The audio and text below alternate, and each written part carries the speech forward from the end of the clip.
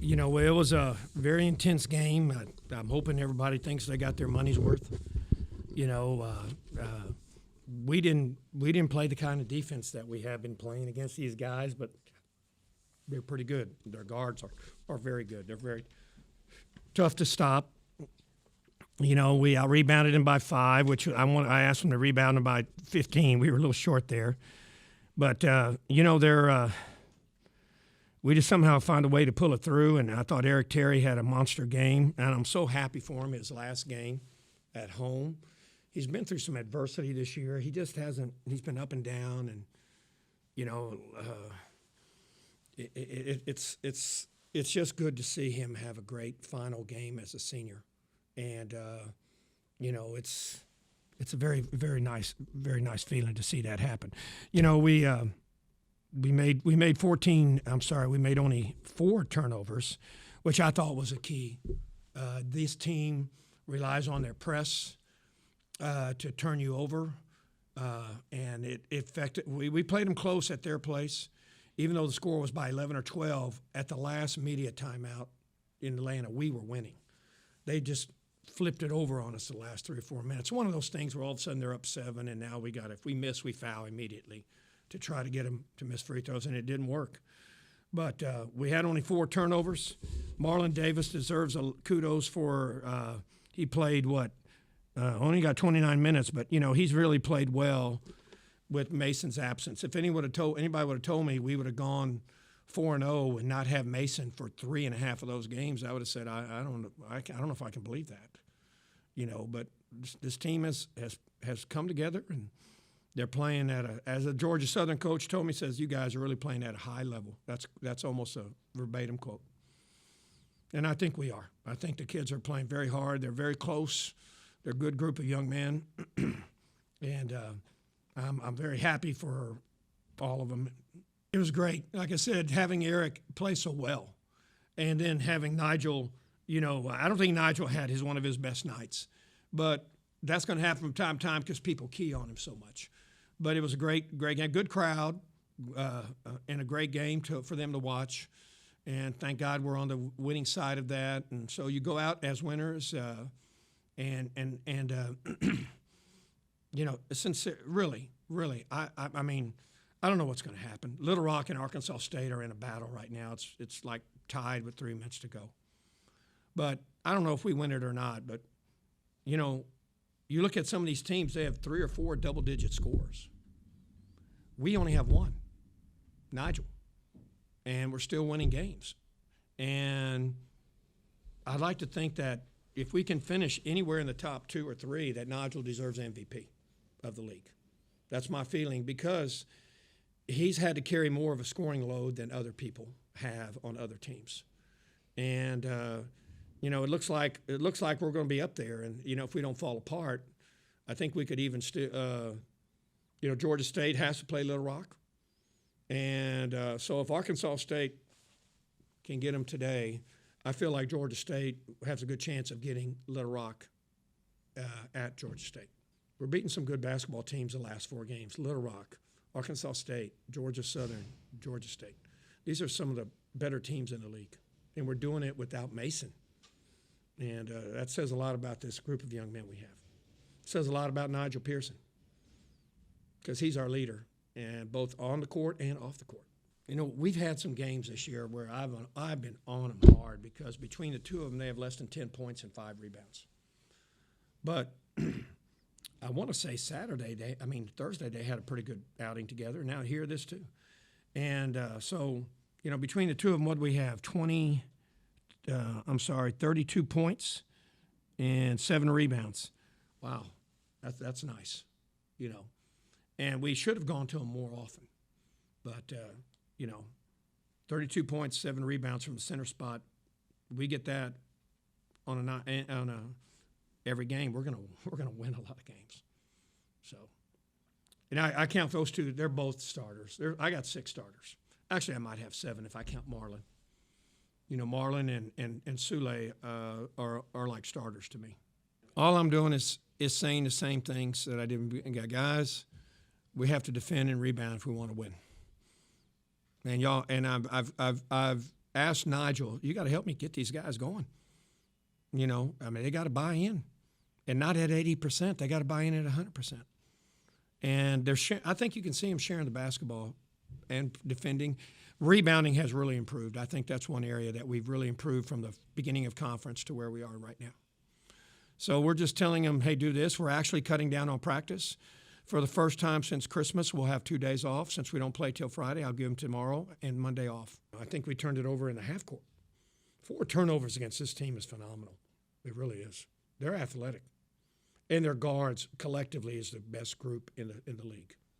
I don't know, sometimes when you're playing this good, you want to play as soon as you can, you know, but, you know, obviously you want the ring in some way, shape, or form. I don't care if it's a quad championship. It's still a conference championship. You know, that's what I told them last year. But, you know, it was about this time last year the flu hit us on a Saturday against Lafayette. On Sunday, we had 2 not play that game last year, our last home game, I believe. And then we didn't, and then on Monday we had Nigel joined him. He's out. And on Tuesday, Trey joined him and one other player. I can't remember who the other player was. I had 9 guys at practice on Tuesday, and we're leaving at 8 in the morning to go to Troy, South Alabama.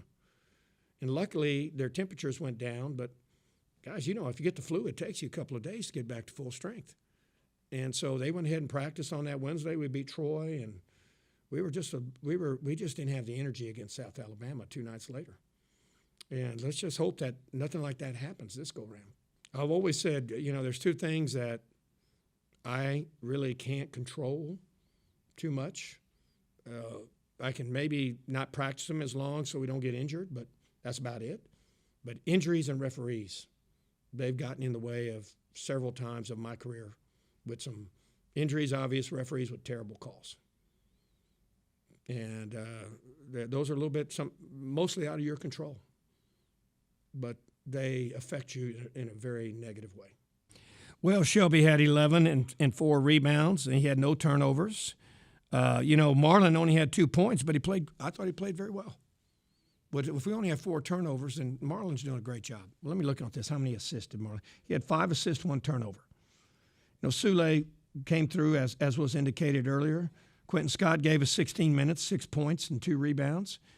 And Asbury had 13 points. You know, so you know, we got some big-time help. Bench points, we had 31, they had 13. So there it is. You can't win this game without some contributions coming from the bench.